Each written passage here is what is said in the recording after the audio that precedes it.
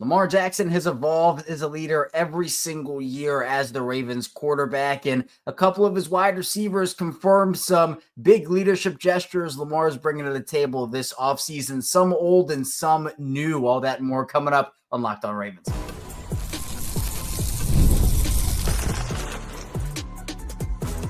You are Locked On Ravens, your daily Baltimore Ravens podcast. Part of the Locked On Podcast Network, your team every day.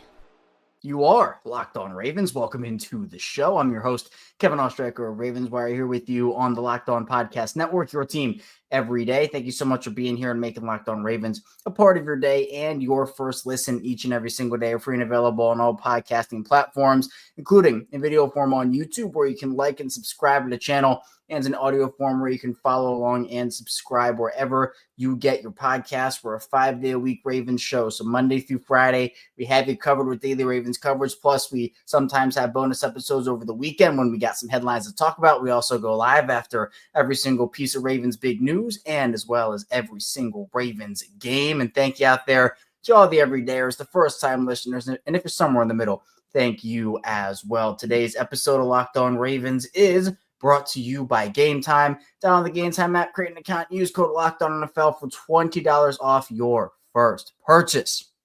OTAs are done. We officially checked off that box. Mandatory minicamp kicks off this week, and then there will be a bit of a break before training camp begins. Let's dive into what we got today. In the final part of the show, we'll talk about minicamp expectations, get into a couple of interesting conversations. Second part of the show, I want to dive into some OTA winners and losers. We had a couple of people on the show last week who were at minicamp, so we'll play some clips from those shows who they thought played well and who performed, and we'll talk about that. But in the first part of the show, a couple of Ravens wide receivers confirmed Lamar's leadership. And that, to me, is a big thing, where we know Lamar's evolved as a leader, but a couple of these Ravens wideouts confirmed some stuff that Lamar is trying to bring to the table here this offseason as it continues on and as we get closer and closer to the regular season. And I want to talk about Lamar a little bit just in general as a leader as well, because I feel like we do have this conversation a decent amount on the show, but I want to dive into it with this context as well. So to kind of go in order of events here, Zay Flowers, about a week or so ago, he talked to the media about a lot of different things. And he's talked about how he works with Lamar Jackson, Zay did. And he said that him working with Lamar, because those two, people have connected, right? And we've seen Lamar work out with receivers. Zay and Rashod Bateman worked out. Like, we've seen these Ravens players connect. And so he was asked how working with Lamar this offseason helped him prepare for the upcoming season, and he said it's just getting our timing down and the things we wanted to work on during the 2024 season that we've seen. We talk about on the field, and Zay dove into kind of how Lamar operates here. He said, quote, if we're running routes, he'll tell you, run it this way, or I like how you ran it this way. So it's just really talking a lot and detailing the small things that he wants to get down. And then he was followed up. A question was asked about the conversations around making the Super Bowl, and Zay said that he feels like the team talks about it a lot, about beating themselves, but on the field, we just play our game. And he said that it's really on us. And he says, we talk to ourselves. He said, Lamar Jackson will come in and talk to us about meeting after. This year, he wants to do a lot more meetings, and he wants us to do a lot more team stuff. He wants to do a lot more personal stuff with us just to get that team camaraderie on a good level. So that's big to me. I know that some people will kind of maybe toss that off to the side and be like, yeah, that's just natural. But it's Lamar already doing stuff like that and then wanting to do it more, wanting to up that intensity, wanting to up the conversations, and not just about the football stuff. We know that Lamar values his teammates. He values his connections with guys. He's very personable. He seems like a fun guy to be around. We see him goofing off and acting funny and all this stuff. And he'll, even on social media, like he messes around. Like, there's that fun side to Lamar. So obviously, look, it's time to get down to business. It's time to get serious. Lamar knows when it's time to do that. And we know that he is a leader, which we'll get into in a couple minutes. Like, he'll get on you. But there's the other side of that, where it's not just all about, the hard nose, like, oh, I'm just going to be this guy that's only going to criticize. And when Lamar criticizes, by the way, it is not with the intent of showing a guy up or making that player or person or his teammate feel bad. Lamar criticizes with intent. It's constructive criticism, and truly it does feel that way. But he does it to make his team better and to make sure that his guys are on the same page with him, right? There are different types of leadership styles. We know that Lamar has become a lot more vocal every year as the Ravens starter. And it's stuff like what Zay Flowers is saying here, where Lamar's already doing it, right? He'll come in and talk to us about meeting after, and he wants to do a lot of that more now. Like, it's just upping the intensity level. It's upping the progress and really the preparation that he wants to do with his teammates this year. And to add on top of that, Tez Walker, who we'll talk about him in the second part of the show, is one of the big OTA winners, a little spoiler there, but he had an interview with the Baltimore Banner. This was a great interview. You can go read it. I highly recommend, but I'm just going to point out one article or one piece of the article of the interview here, and this coming from Jonas Schaefer of the Baltimore Banner, just to specify. There's a question from the Banner because he talked about a couple of different things with Tez Walker. One of them, the Banner asking how important it is to make the most of the reps that he's gotten in with Lamar when he's out there. And, Tez talked about how it's very important, and, you get ones, twos, threes, but when you're in the game, at that point, you're out there with Lamar. So he said it's important to get that chemistry. And then he was followed up a question from the Banner. He was asked about how he's doing his thing there with Cooper Rush, Devin Leary, but he asked if there was any disappointment that more of those reps didn't come from Lamar until mandatory minicamp and obviously training camp after that. And Tez said, no, not really. But he said that the receiver group is making a commitment to go down there with him to Florida to where he's at. And, there wasn't a disappointment level. But again, it's like Lamar getting these guys together and having the receivers work out, and like the receivers working out themselves. Like, again, Zay and Rashod got together. The receivers are going to get together. And again, it's not just a Lamar thing here. Like, this is a receiver thing too, where like the receivers are showing leadership. They're making that commitment. They're getting together and making sure that they're on their A game. So we know that the Ravens have been frustrated with how their seasons have ended. Oweh had a quote on that. Other Ravens players have had quotes on that as well, where they're tired of finishing where they're not supposed to be finishing. That's what Odafe said. I'm paraphrasing that, but that's essentially what Oweh's message was. That's not just a one-player or two-player thing.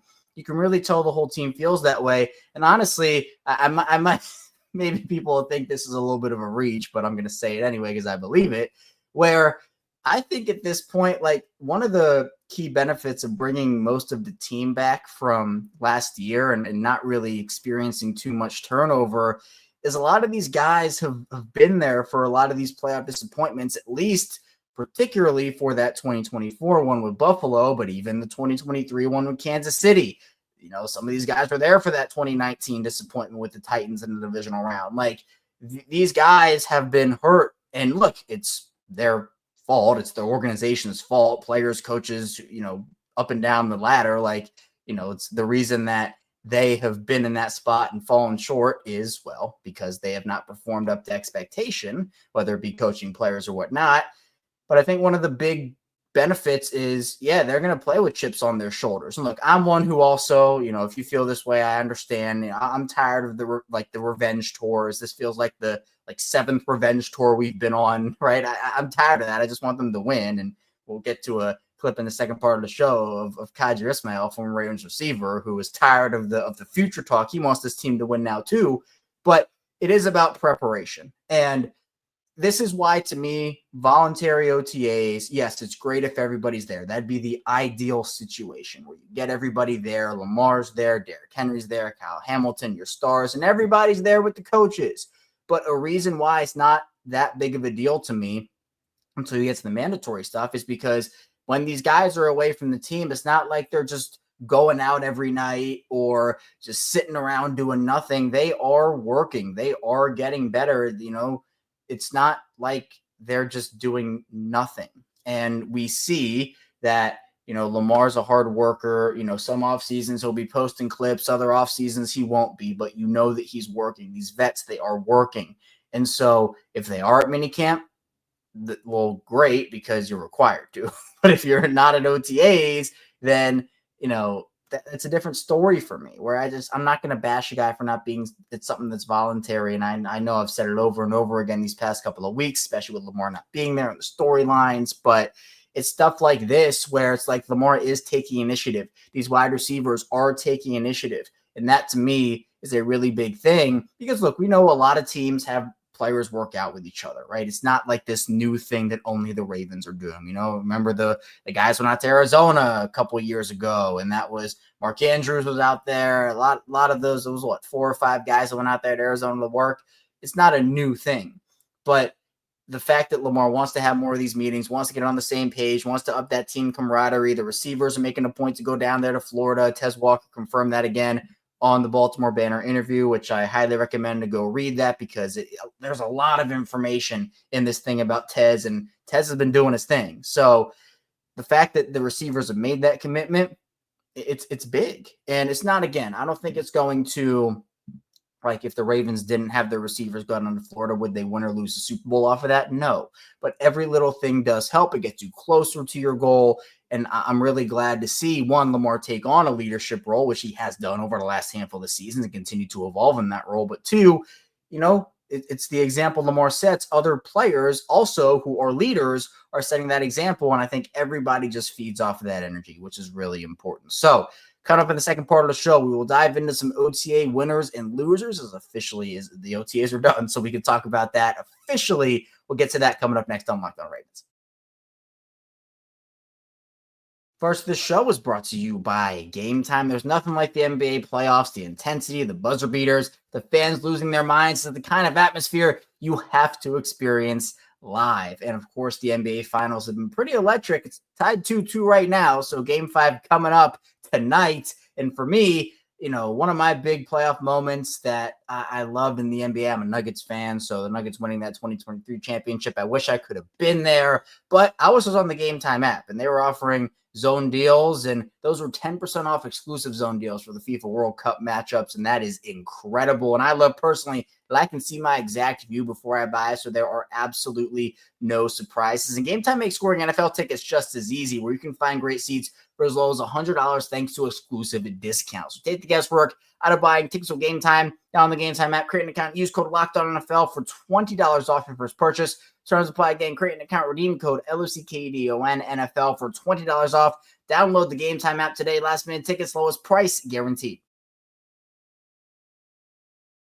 Back here on Locked On Ravens, Kevin Oestreicher kicking off another week of Ravens coverage here on Locked On Ravens, as we do each and every single weekday on this show. This is episode 1531 consecutively for me here. Started the show up in 2019 being the host, and man, it's been an incredible journey. I can't wait to keep it going. We're going to add some exciting new things here on Locked On Ravens in the next couple months and during the season, which I'm really excited about as well. So stay tuned for that. Speaking of the season, it's coming up pretty quickly here. I mentioned at the beginning of the show, we checked off that OTA box. It is done. You move on to mandatory minicamp this week, which is really exciting. And then you got that break until the training camp commences. But let's talk about some OTA winners and losers. And again, it's harder to gauge, where you are at things like OTAs and minicamp as opposed to training camp with the pads on. And we've had many guests on over the last couple of weeks of people who were at OTAs on the field. And that was kind of the message and something that obviously we've been talking about for years here on the show, where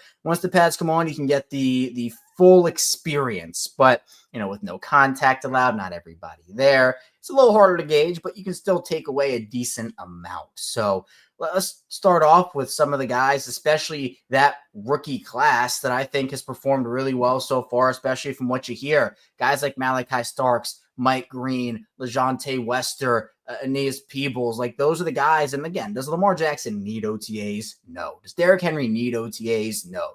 This is an opportunity for young guys, particularly rookies, to show their stuff. So I had Cordell Woodland on 105.7 The Fan on the show last week, and I asked him about how he thought the rookie class looked. So I want to play that clip here, and then I want to react to that on the other side because he had a lot of great insights on how those guys look to him. Malaki Starks has earned rave reviews by everybody in the organization, a Red Star prospect and someone who both on and off the field is blowing everybody away. Mike Green has had a lot of big moments as well. What have been your takeaways from this Ravens rookie class through workouts so far? Like you mentioned with Malaki, he's just he's very seasoned. He's very seasoned, and that's what you expect when you draft a guy from Georgia, who's been out there since day one. And if you're a key player for a team like Georgia on any side of the ball, you're really, really good. And Malaki, you go back and watch some of his film from Georgia.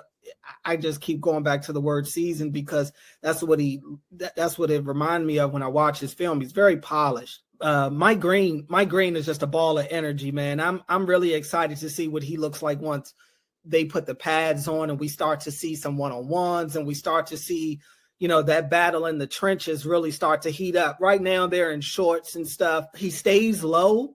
He's really quick off the line of scrimmage. That's one thing you talk to these coaches.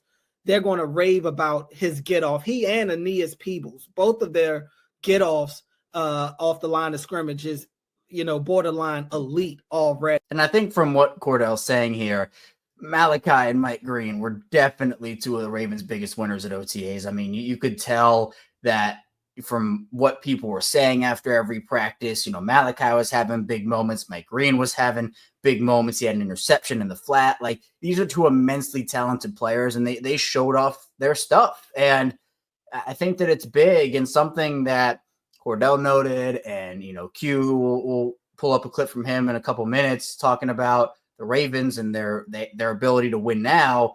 Like, OTAs, and Q's been through it as a former player, like, it's designed for the offense to win. It's essentially pitch and catch. And especially with the no contact, that makes it that.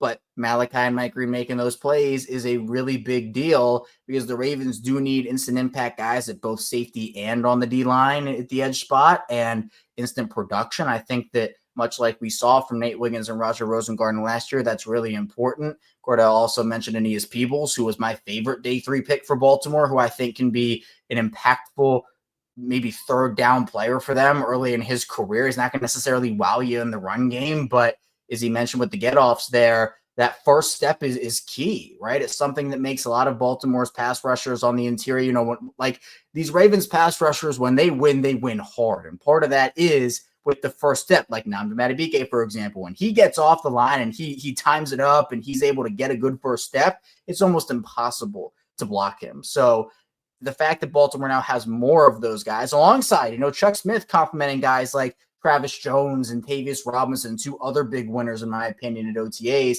that's a really big deal. LeJontay Wester was someone who I mentioned, and I've talked with both Q and Cordell about him, and he was someone that they thought was really great. Tez Walker, we talked about in the first part of the show. I said I'd bring him up again, and here he is making all types of plays. And so it's, again, these younger guys getting opportunities to make an impact, which when you look at it from yes, the Ravens have stars. They have enough star power to win. But it's not just about the star power that you have. It's about the young guys. It's about the depth. And that does make it a really, really important deal. So that's really big. I also think for me, something that I'm intrigued to see is some of these other wide receivers, because we're talking about the Tez Walkers or the LeJontay Westers, but apparently Dayton Wade had a really nice OTAs. Malik Cunningham made a couple of nice plays. Like, these are also guys like Isaiah Likely, who's not in that category, but I think to me, it's all those guys are getting hyped, but Isaiah Likely is doing his Isaiah Likely thing, right? We're not going to talk about Isaiah in the realm of like a Dayton Wade or a Malik Cunningham. He's obviously in a different conversation, but the Ravens had a lot of pass catchers step up to the plate. Malachi Starks mentioned that Isaiah Likely was his toughest cover of camp, which was a really big deal. But other than that, I think that Baltimore was able to get a lot out of OTAs. And part of that also is seeing, all right, who else can step up to the plate? Who came in shape? Odafe Oweh, he certainly to me is a winner, adding those pounds to his body and feeling like he's in great shape. Nate Wiggins coming in and him talking about his plan. I thought Nate was a big winner for doing that. And guys making statements that way. It's not only just about like, hey, did you make plays here? Did you make plays there? Like, once you get into the training camp aspect of things, I think that becomes more of a thing. But I think that these guys coming in the way that they do, that's a big deal because we see guys that don't. We've seen guys that don't for the past couple of seasons, and they are automatically, boom, you're on that losers list. But I'm going to give the guys credit for transforming their bodies. And again, it's something we've talked about. Derrick Henry has had a profound impact on Baltimore, both on and off the field, particularly in the body transformation department. Now, one guy that, was a winner, and then I think a lot of people put him in the loser category after the Wednesday practice, the final practice of OTAs, was Tyler Loop. I'm not putting him in the loser category, but he went 5 of 9 during the last day of OTAs. All those misses were from 50 yards. And I asked Cordell about Tyler Loop and what he's seen from him. And just because, look, yeah, not a great day to go 5 for 9, right? It's not what you want, but there's still a lot of time for Tyler Loop. And it feels like, in Cordell's opinion, he's going to be just fine as well. So I want to play the clip of what Cordell had to say about Tyler Loop, and then we will react to that. You being out there at OTAs, you seeing him on the field, what have been your early impressions of Tyler Loop so far? Yeah, I mean, he's been steady up until Wednesday. He hadn't missed a kick from what we saw. I think he, other than the viewpoint was a little weird at rookie minicamp, but it looked like he may have missed one in rookie minicamp. Other than that, he's been pretty good. So he seems consistent. He's steady with his process. His mechanics are good. That's one thing that even talking to a couple of the Raven scouts, they raved about his mechanics. And one thing it seems like Randy Brown loved is he's a guy that, considering his mechanics are so good, even if he does get into kind of a cold spot, they trust that he'll be able to kind of get out of that rut because his mechanics are so consistent.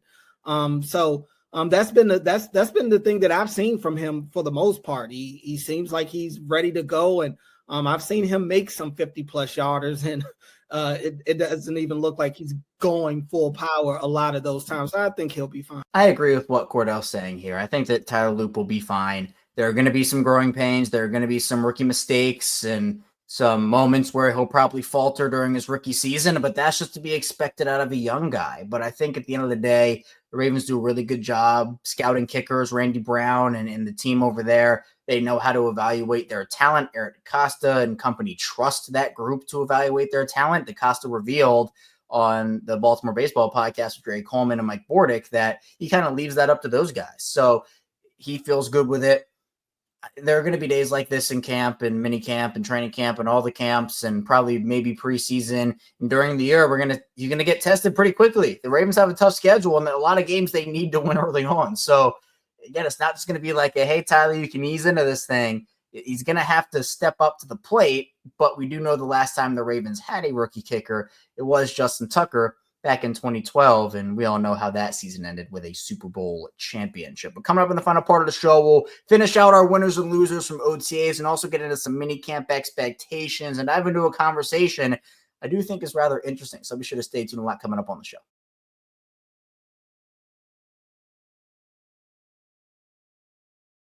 Back on Locked On Ravens, Kevin Oestreicher here with you on this Monday edition of the show. Another week of Ravens football coverage over here on Locked On Ravens. Let's continue on and round out our OTAs winners and losers. Other guys I think do deserve some recognition. I think that Trenton Simpson coming in and working hard and doing his thing, right? I think like a lot of people see the pictures of Teddy Buchanan, who is just ripped.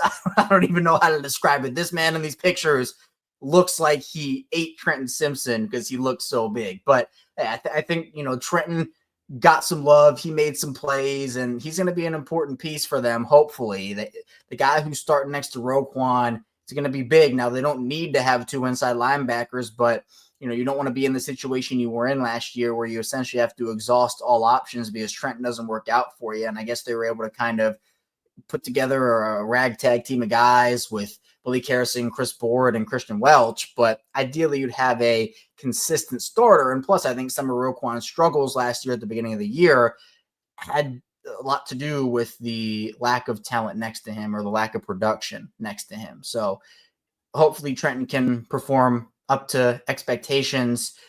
I think other than that, though, you kind of look up and down the list and guys performed well. Keaton Mitchell, I think you got to give props to him, got some love. He got some love. He looks back to Keaton Mitchell, like the Keaton Mitchell, according to a lot of accounts, which is awesome to hear.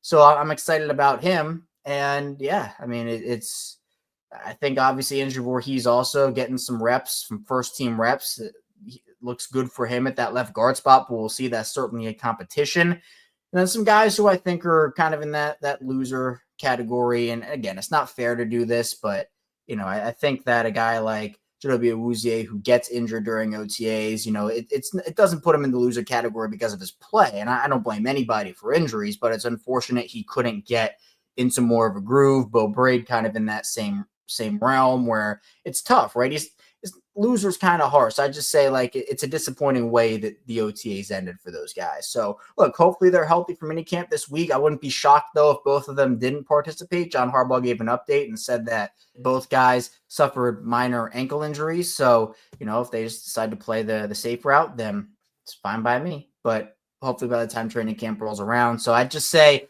more so on the unfortunate list for Odafe Oweh and Bo Braid, because it feels wrong putting injured guys on the loser list.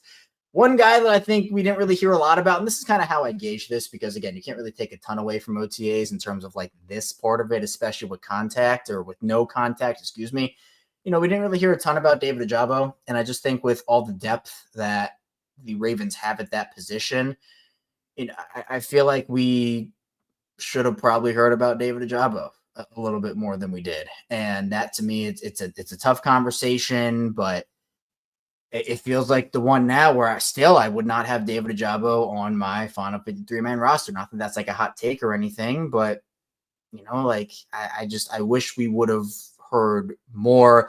Another guy I put on the winners list is Sanusi Kane too. We heard Sanusi get on the highlight plays list a couple of times, which was awesome to see there. But again, it's more so just guys fighting for roster spots. I mean, another guy in the winner category, I'd say Jalen Armour-Davis, who got a lot of praise from Zach Orr and that Ravens defensive staff, right? That's big. They're trying him out at safety. They're trying to find ways to get him in spots to succeed. That's a big deal for Jalen Armour-Davis. So I'd probably put him as a winner.